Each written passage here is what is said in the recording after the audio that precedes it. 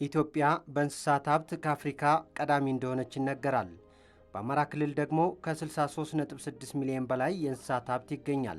የእንስሳት ሀብቱ ከፍተኛ የውጭ ምንዛሬ ከማስገኘት ባለፈ ለበርካታ ዜጎችም የሥራ ዕድል ፈጥሯል። የአማራ ክልል እንስሳትና ዓሳ ሀብት ልማት ቢሮም በዘርፉ የማኅበረሰቡን ተጠቃሚነት ለማሳደግ ትኩረት ሰጥቶ እየሠራ ይገኛል። በተለይም ክልላችን በእንስሳትና ዓሳ ሀብት ልማት ከፍተኛ አቅም ያለው ክልል ነው። ስለዚህ ይሄ እነዚህ እቅዶች ሲታሰቡ አንዱና ዋነኛው ተግባራዊ ይደረግባቸዋል ተብሎ የሚታሰበው ይሄ ቢሮ ነው። በዋናነት እንደኛ ተቋምም በዚሁ አጋጣሚ መግለጽ የምፈልገው በትኩረት ይዞ የሚሰራባቸው ወይም የትኩረት መስኮች አሉን። የመጀመሪያው እንደሚታወቀው ዝርያ ማሻሻል ነው እና የመጠበቅ ስራ። ይህንን በሰፊው በሁሉም ዞኖች ያሉንን አማራጭ እና የተለያዩ ስትራቴጂዎችን አስቀምጠን ስራዎችን በስፋት እየሰራን እንገኛለን። ሁለተኛ የእንስሳት መኖ እና አጠቃቀሙ በተመለከተ ነው። ስለዚህ ልማቱንም አጠቃቀሙንም በሁለተኛ ደረጃ እንደ አንድ ፒላር ወይም ምሰሶ አድርገን እንደ ክልል ከእንስሳት ሀብት ልማት ተቋም አንጻር የሚሰራ ስራ ነው። በሶስተኛው ደረጃ የእንስሳት ጤና አገልግሎት ስራችን ነው። ይሄ እስከ ቀበሌ ድረስ ተደራሽ የሆነ በሰው ኃይልም በክሊኒክ ግንባታም ይህንን ታርጌት አድርገን እየሰራን ነው። በአራተኛ ደረጃ መሰረተ ልማቶችን ታሳቢ ተደርገው እየተሰሩ ነው። በአማራ ክልል ያለውን ሰፊ የእንስሳት ሀብት በሚፈለገው ልክ ጥቅም ላይ ለማዋል ከልማዳዊ አሰራር ወደ ዘመናዊ የእንስሳት እርባታ ዘዴ ለማሸጋገርም በትኩረት እየተሰራበት ነው። በዋናነት ምርትና ምርታማነትን መጨመር ነው። ስለዚህ ይህንን ወስደን ካየን ትሬንዱንም ካየን የዚህ በጀት ዓመት አፈጻጸማችንን ካየን በጣም መሻሻል ያለበት አበረታች የሆነ በተጨባጭም ተስፋ የሚሰጡ ውጤቶች የታዩበት ዓመት ነው። ከዚህ በፊት በሰራናቸው ስራዎች ያረጋገጠናቸው ይህንን ነው። ይህም በመሆኑ እንግዲህ ዘርፉ ከጊዜ ወደ ጊዜ በጣም እየተነቃቃ የሚገኝ ዘርፍ ነው። በስጋ ተዋጽኦና በወተት ልማት ብራንድ የተሰጠው የሰሜን ሸዋ ዞንም ባለሀብቶችና ወጣቶች በዘርፉ ተሰማርተው ውጤታማ ሆነዋል። የወተት ጅረት እየተባለ የሚጠራው አንጎለላና ጠራ ወረዳም በርካታ ባለሀብቶች ከሚሰሩባቸው የዞኑ ወረዳዎች በቀዳሚነት ይጠቀሳል። ቆባ ዘመናዊ የወተት ላም እርባታም አንጎለላና ጠራ ወረዳ ላይ በ2005 ዓ.ም በ6 ላሞች ሥራ ጀምሮ በአሁኑ ወቅት ያሉትን የእንስሳት ቁጥር 110 ማድረስ ችሏል። ድርጅቱ በካሜራ በታገዘ የሶፍትዌር ሲስተም በመስራት ዘመናዊ ግብርናን እየተገበረ ይገኛል። በቀን ከ800 እስከ 1000 ሊትር ወተት በማምረት ለማዕከላዊ ገበያ እያቀረበም ይገኛል። ቆባ ዴሪ ፋርም በ2005 ዓ.ም 6 ከብቶችን ይዞ ወደ ስራ ገብቷል። ዛሬ ላይ ወደ 110 ከብቶች አሉት። ከዚህ ውስጥ አንድ ወንድ አንድ ኮርማ ነው። 108 ሴት ላሞች አሉት ማለት ነው። የደም መጠናቸው ከ80% በላይ የሆኑ የሆሊስቲን ፍሪዥያን ከብት ዝርያዎች ያው እኛ እጅ እንዳሉ ነው። ከአየር ንብረት ጋር ተያይዞ ወተቱ የሚወርድበት ሁኔታ አለ። ከመኖ መቆራረጥ ጋር ተያይዞ በተለይ አሁን የቢራ ተረፈ ምርት በተከታታይ ስለማናገኝ ይወርዳል ይወጣል ማለት ነው። አሁን ባለው የወተት ምርታችን ከ800 እስከ 1000 ሊትር ባለው ውስጥ እንሄዳለን። ይሄ ለጥጆች በቀን ከ100 ሊትር ያላነሰ ወተት እንሰጣለን። አንድ ጥጃ ለማሳደግ በቀን 6 ሊትር ወተት እንሰጣለን ማለት ነው። በየወሩ የከብቶቹን ክብደት እንመዝናለን። ተጠቅታለች ያልተጠቃችም፣ ስንት ሊትር ትሰጣለች፣ ምን ያህል ውሃ ትጠጣለች፣ ምን ያህል ትመገባለች፣ ይሄ ሁሉ ዳታችን ላይ አለ። ይህን ሁሉ እያየን ነው የምንሰጠው። ለምሳሌ ከፍተኛ ምርት የምታመርት ላም በወተት መጠኗና በክብደቷ ተሰልቶ ነው መኖ የሚቀርብላትና የሚሰጣት ማለት ነው። በዚያ ልክ ነው ከብቶቹን የምንይዛቸው። በረት ላይ ያለውን እንቅስቃሴ ያው እንደምታዩት አለባ እየተካሄደ ነው። ዳታ ኮሌክት የምታደርግ ሪከርድ የምትሰበስብልን ልጅ ወተት እየሰፈረች ነው። ሌሎቹ ልጆች ደግሞ ላሞቹ ስር አለባ ላይ ናቸው። የእጅ ሃንድ ሚልኪንግ የምንለው የአለባ ዘዴ ነው አሁን የምንጠቀመው ለጊዜው። ካሜራው ጥቅም አሁን እዚህ ጋር እየተካሄደ ያለውን በረት ውስጥ እየተካሄደ ያለውን ነገር በደንብ የምናይበት ነው የሚሆነው። እሱን እናያለን። እያንዳንዱ በረት ላይ ያለውን የከብቶቹን እንቅስቃሴ እናይበታለን። ከዚያ ውጭ ምድረ ግቢውን አጠቃላይ ግቢው ላይ ያሉትን ነገሮች እንቆጣጠራለን። ምጥን መኗቸውን እናያለን። ምጥን መኗቸው ምን ያህል አለ ምን ያህል የለም የሚለውን እዛ መሄድ አይጠበቅብንም። እዚሁ ቢሮ ቁጭ ብለን ምን ያህል ምጥን መኖ አለን የሚለውን እንከታተላለን። ወላድ ላሞች ካሉን ደግሞ እዚህ ክፍል ላይ በምን አይነት ሁኔታ ውስጥ እንዳሉ እያማጠች ነው፣ እየተንቀሳቀሰች ነው፣ እየተንቆራጠጠች ነው፣ ወልዳ የእንግዲህ ልጅ ጥላለች አልጣለችም፣ ማንሳት አለብን የለብንም የሚለውን የምንከታተልበት ነው የሚሆነው።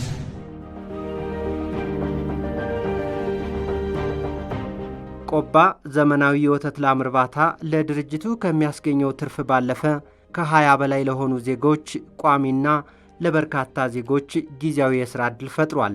በድርጅቱ የሥራ ዕድል የተፈጠረላቸው ጉታ ለገሰና ተስፋዬ ሰቦቃ በሚከፈላቸው ደሞዝ ራሳቸውን ከማስተዳደር ባለፈ ቤተሰብ እያስተዳደሩ መሆናቸውን ተናግረዋል። ፋርሙ አሁን ላይ በቋሚነት ወደ 20 ሰራተኞች አሉን። አሁን እዚህ ከኔ ጋር 20 ሰራተኞች አሉን፣ 2 ሹፌሮች አሉን።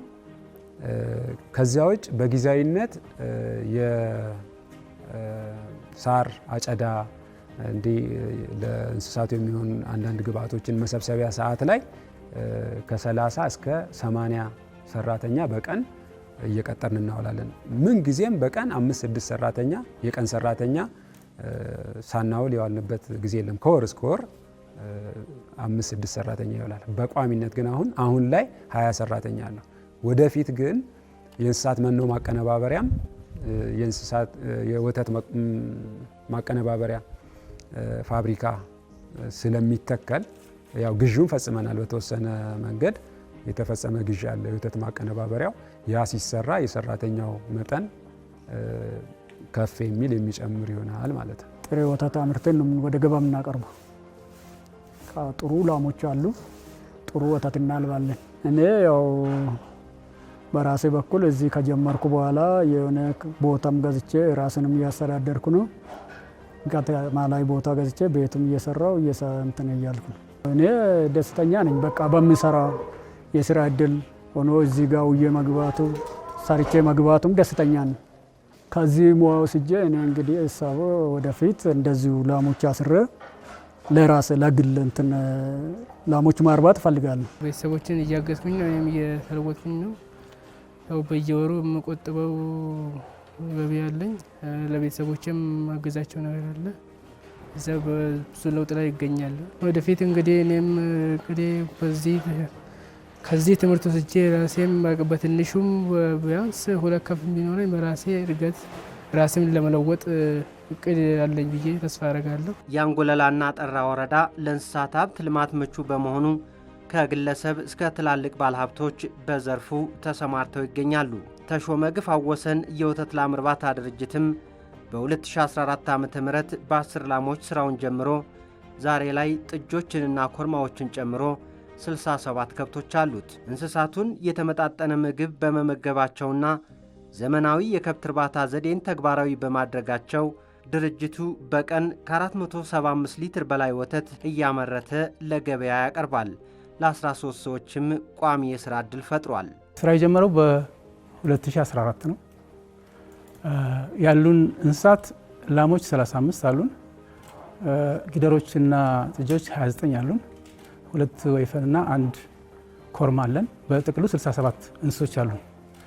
በቀን ወደ 475 ሊትር በላይ ወተት እናመርታለን። አንድ ላም ከ32 ሊትር በላይ የሚሰጡ ላሞች አሉ እና በተሻለ ምርት ደረጃ ላይ ነው ያለነው ብለን ነው የምናስበው። ስንጀምር በትንሽ ነው 10፣ 15፣ 20 እያለ ጀመረ። አሁን 67 አጠቃላይ እንስሳት ደርሰዋል። ሆልስቲን ናቸው። ኦልሞስት ከ75% በላይ ናቸው። እስከ 85 ይደርሳሉ። ዘርፉ እንግዲህ አዋጭ ነው። ምንሰራው ስራ በጥራት ከሆነ ሙያው በሚጠይቀው መልኩ ከሰራን በጣም ውጤታማ ነው። ለዚህም ነው 13 ሰራተኞች አሉን። ሰራተኛ እና የምርት መጠናችንም በየጊዜው እየጨመረ አሰራራችንም እያሻሻልን ነው የመጣ ነው።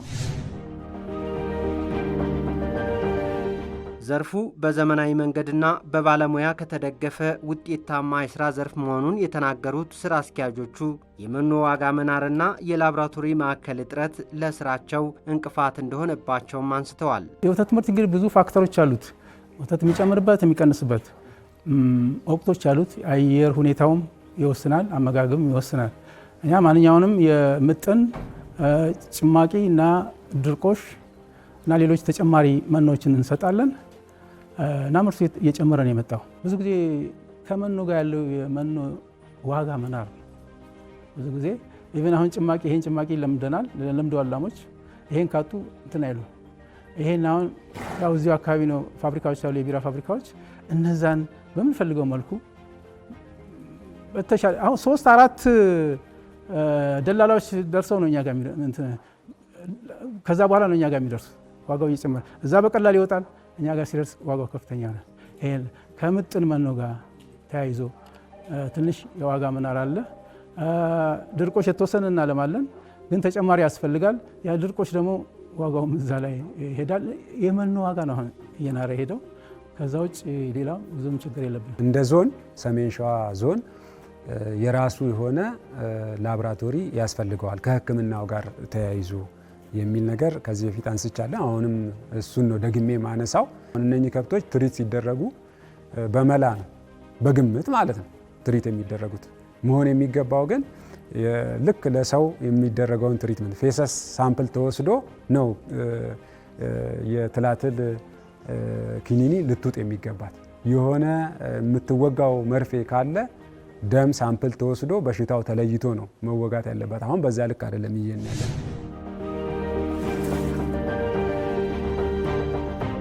የእንስሳት ሀብት ዘርፉን ይበልጥ ለማዘመንና ለወጣቶች የስራ ዕድል ለመፍጠርም ታልሞ እየተሰራበት ይገኛል።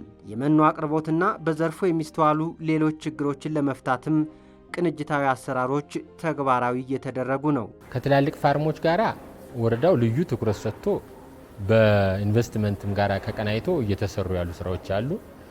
የማስፋፊያ ስራ የመጠየቅ ሙሉ ወደ ስራ እንዲገቡ የማድረግ እንዲያዘምኑ የማድረግ ስራ ይሄ ከአስተዳደር ምክር ቤቱ ጋራ ጭምር ተይዞ የሚሰራ ነው።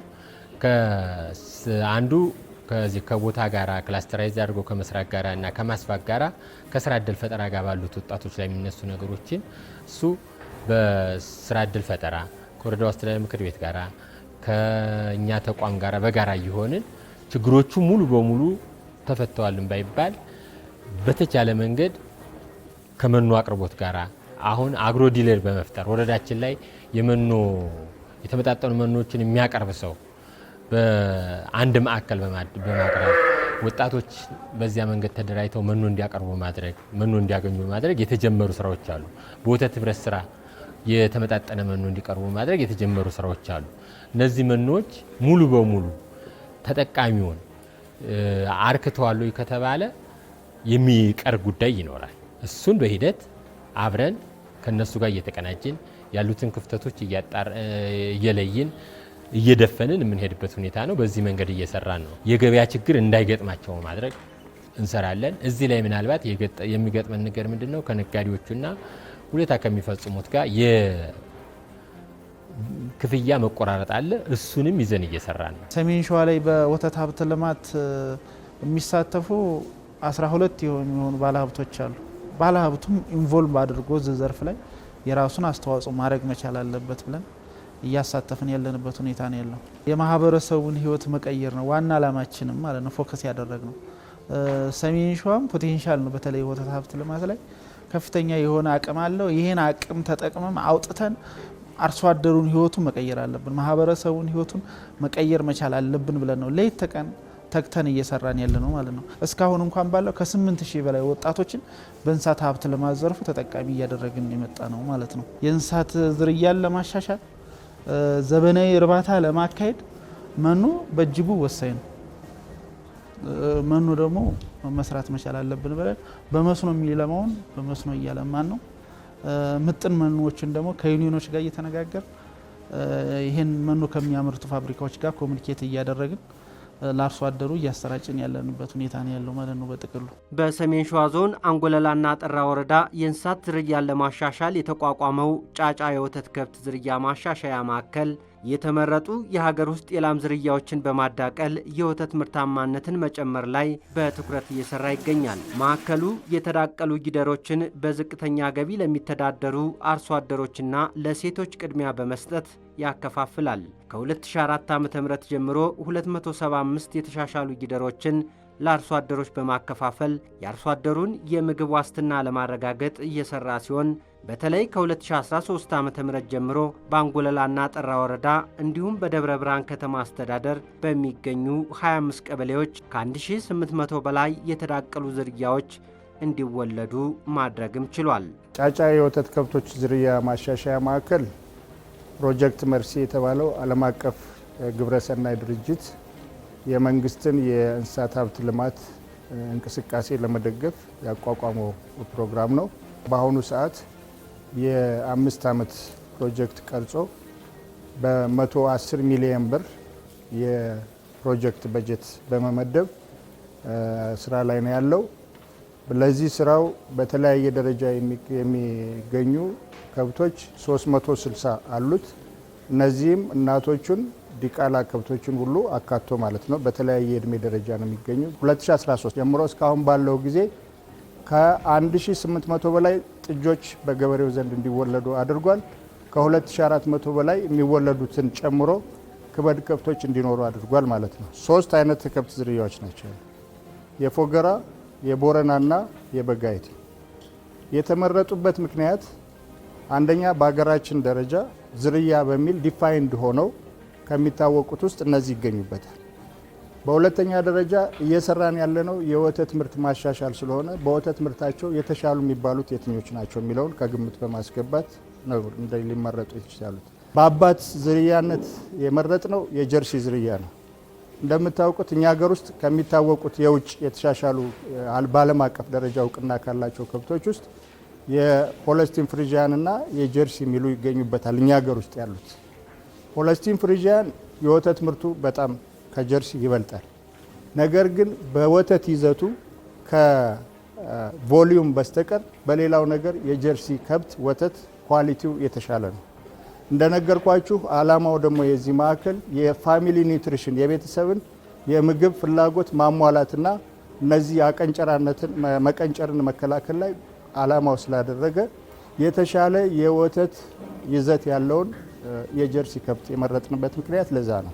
የእኛ ሀገር ከብቶች አሁን ያልናቸው የተሻሉ የምንላቸው እነ በጋይት ራሱ አልፎ አልፎ ካልሆነ ከ1 ተኩልና ከ2 ሊትር በላይ አይሰጡ። እኛ አዳቅለን የምናወጣቸው 50% ከብቶች እስካሁን ባለን መረጃ ከሬንጁ ከ6 ሊትር እስከ 14 ሊትር ድረስ ይሰጣሉ እንደያያዙ ሁኔታ። በአማካይ ግን ከ8 እስከ 10 ሊትር ይሰጣሉ። ይሄ ማለት በብዙ እጥፍ የወተት ምርታቸውን ሊይዙ በሚችሉበት አቅም ከፍተኛ ሌላ ጥንቃቄ ሳይጠይቁ ተጠቃሚ እንዲሆኑ የሚያደርግ ነው ማለት ነው። ስለዚህ ከ8 እስከ 10 ሊትር በአማካይ ያመርታሉ። ይሄ በተግባር የተረጋገጠ ነው። ይሄ ፕሮጀክት አንደኛ ለአርሶ አደሩ በተለይ ደሃ ለሆኑት አርሶ አደሮች የ6 ወር ጀምሮ ክብድ ጊደሮችን በመስጠት በተሻሻለ መኖ በማስተዋወቅ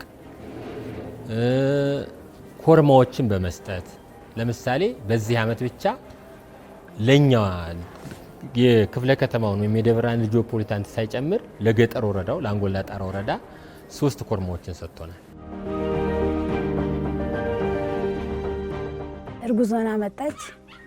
በ8 ወር የ6 ወራት ወደዛ ወለደችልኝ። 9 ወር እንደመጣች ጊደር ነው ይዛ የመጣችው።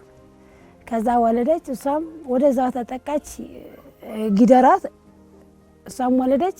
አሁን የተመሰገነ ይሁን 4 አሉ እና ምንም ያጣሁት ነገር የለም። ለልጆችም ወተት ለሁሉም ተርፎኛል። ተመስገን ለሁሉም ተመስገን ተርፎኛል። ለልጆችም ወተትም እያቀበልኩ ነው። የአንድ ላም ነበረች ያለችኝ።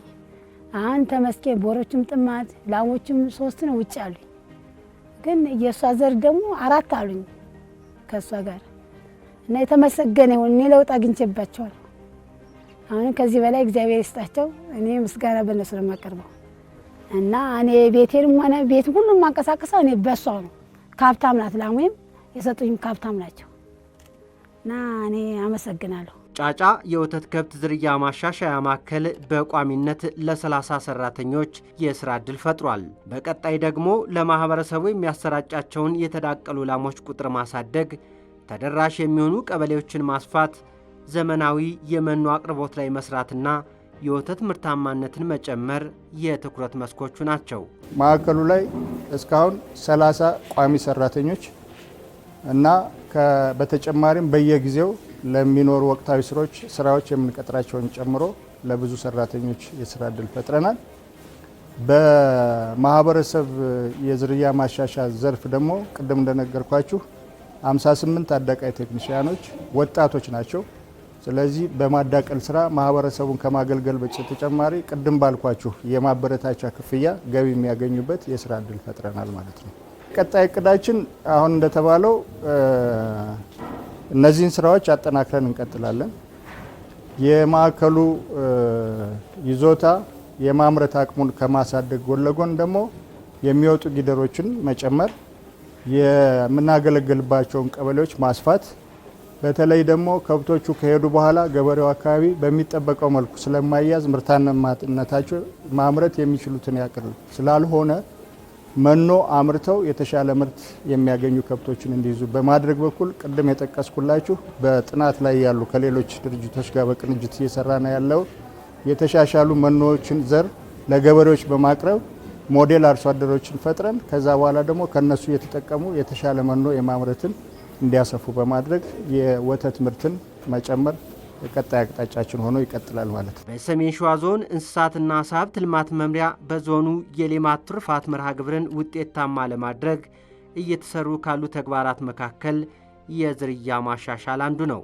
ማዕከሉም ይህንን ተግባር በመደገፍ የተሻሻሉ የላምና የኮርማ ዝርያዎችን በማዳቀል ለአርሶ አደሮች በማሰራጨት በኩል ከፍተኛ አስተዋጽኦ እያበረከተ ይገኛል። ከወተት ሀብት ልማት ስራ አኳያ ትልቁ ስራ ሊሆን የሚችለው የዝርያ ማሻሻል ነው።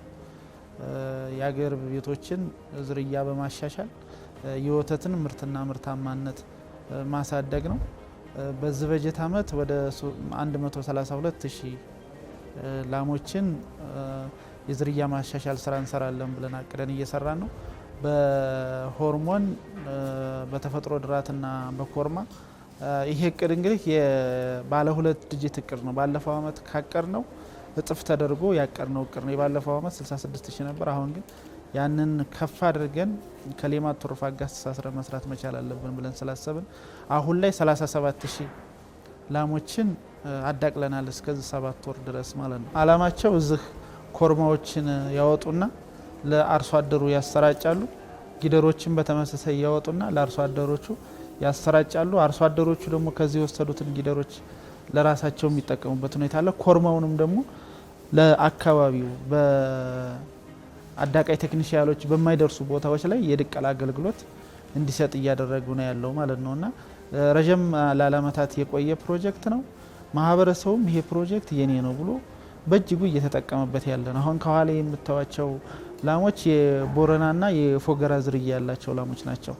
እነኚህ ላይ የማዳቀል አገልግሎት ይሰጥና 75% እና ከዛ በላይ የተሻለ ደም ያላቸው ኮርማዎች ወደ ማህበረሰቡ ይቀላቀላሉ። ማህበረሰቡ ጋር የተቀላቀሉት ኮርማዎች ደግሞ የድቀላ አገልግሎት ይሰጣሉ ማለት ነው። በተጨማሪ ጊደሮችንም እዚህ ያመርታሉ። ለአርሶ አደሩ እያሰራጩ የጠቀሙበት ሁኔታ ነው ያለው ማለት። ከዛም ባለፈ ያው ገና ወደ መካናይዜሽን ንግባ እያልን እየታገልን ስለሆነ ገና ነን። ብዙ የሚቀረን ነገር ስላለ በእርሻ ስለሆነ በከብት ስለሆነ እየተጠቀምን ያለ ነው። ለእርሻ አገልግሎትም የሚውሉ ከድቀላ ያለፋቸውን ኮርማዎች ከብቶች ለአርሶ አደሩም እየለገሱ ያለበት ሁኔታ ነው ያለው። በእንስሳት እርባታ ዘርፍ የሚነሳውን የመኖ አቅርቦት ችግር በመፍታት ዙሪያ የሰሜን ሸዋ ዞን ምክትል አስተዳዳሪ አቶ ተክለየስ በለጠ ሀሳብ አላቸው። በተደራጀ መንገድ ወጣቶችን የማሰማራት ወጣቶችን የማደራጀትና በወተት ልማት ዘርፍ ከዚህ የተሻለ ውጤት ማምጣት ይኖርብናል ብለን በየደረጃው ካለ አመራርና ባለሙያ ጋር የጋራ ግንዛቤ ፈጥረን ወደ ስራ ገብተናል። በዚህ ዘርፍ ላይ አንዱ እንቅፋት የሆነው የመኖ አቅርቦት ችግር ነው እንደተባለው። አንዱ በአካባቢያችን የመኖ አቅርቦቱ በበቂ ሁኔታ አለመኖር፣ ሁለተኛ ከወቅታዊ ዋጋውን ጋር የመወደድ ዝንባሌዎች እዚህ ዘርፍ ላይ እንዳንድ እንቅፋት ልንወስዳቸው እንችላለን። በእኛ በኩል የአምራች ኢንዱስትሪዎች አሉ። ይህን ችግር ለመፍታት በተለይ በዚህ ዘርፍ የሚሰማሩ የአምራች ኢንዱስትሪዎች እንዲገቡ በዞናችን አግሮ ፕሮሰሲንግ ላይ የሚሰሩ ኢንዱስትሪዎችን የማበረታታት ስራዎችን እየሰራን ነው። አዳዲስ ቦታዎችንም አንጎላላ፣ ጣራ፣ ጨኪ አካባቢ በእንስሳት መኖ ሊሰማሩ የሚችሉ ባለሀብቶችን እያስገባን ነው። ይሄ አንደኛ አቅርቦቱን በአካባቢው ለማግኘት፣ ሁለት ሌሎች አግሮ ፕሮሰሲንግ የሚሰሩ በተለይ በምግብ ዘይት ላይ የሚሰሩ ስላሉ የነሱን ተረፈ ምርት ወደ እንስሳት መኖ የማስገባት ስራዎችን አቀናጅተን ለመፈጸም ጥረት እያደረግን ነው።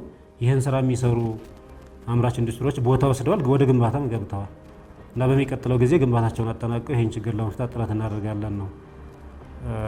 ስለሆነም በአንድ በኩል በቅርብ ምርቱን እናገኛለን፣ በሌላ መንገድ የትራንስፖርቴሽን ኮስት የመሳሰሉትን ሲቀንስ ዋጋ መወደድ ላይ ያለውን ተጽዕኖ መቅረፍ እንችላለን። የአማራ ክልል እንስሳትና ዓሳ ሀብት ልማት ቢሮ ኃላፊ ዶክተር ጋሻው ሙጬ የእንስሳት ሀብት በምግብ ራስን ለመቻል የምግብ ዋስትናን ለማረጋገጥና የውጭ ምንዛሬን ለማምጣት ፋይዳው የጎላ ነው ብለዋል። በመንግስት በኩል በተሰጠው ትኩረትም ዘርፉ ከጊዜ ወደ ጊዜ እየተነቃቃ መምጣቱንም ጭምር ገልጸዋል። በዝርያ ማሻሻል፣ በመኖ አቅርቦት፣ በቴክኖሎጂ አጠቃቀም፣ በእንስሳት ጤና አጠባበቅና የዘርፉን መሰረተ ልማት በማሟላት ላይ ሰፊ ስራዎች ተሰርተዋል።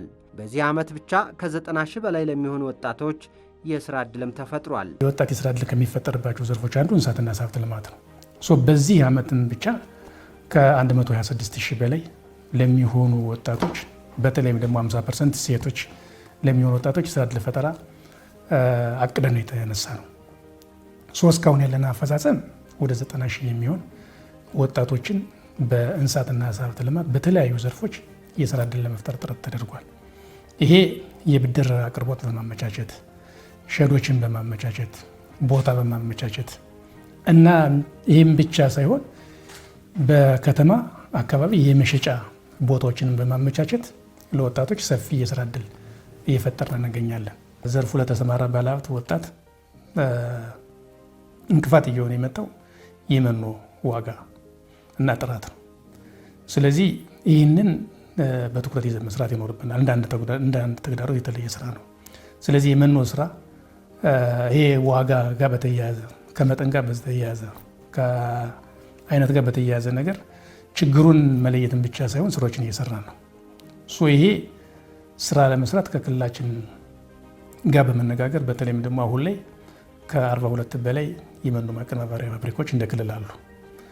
ይህ እነዚህ ፋብሪካዎች በሚፈለገው መጠን በሚፈለገው አይነት እና በተመጣጣኝ ዋጋ እንዲያቀርቡ ስራዎችን እየሰራ ነው።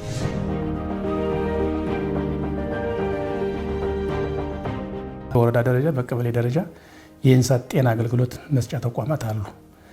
እነዚህን የበለጠ የሚያጠናክር ደግሞ የእንስሳት ላቦራቶሪዎች አሉ ማለት ነው። በተለይም ደግሞ ቀጠናን መሰረት እያደረገ የበሽታ አሰሳና ቅኝት ስራ የሚሰራባቸው ቆየት ያሉ በሰው ኃይልም በመሰረተ ልማትም ጠንከር ያሉ የእንስሳት ጤና ላቦራቶሪዎች አሉ።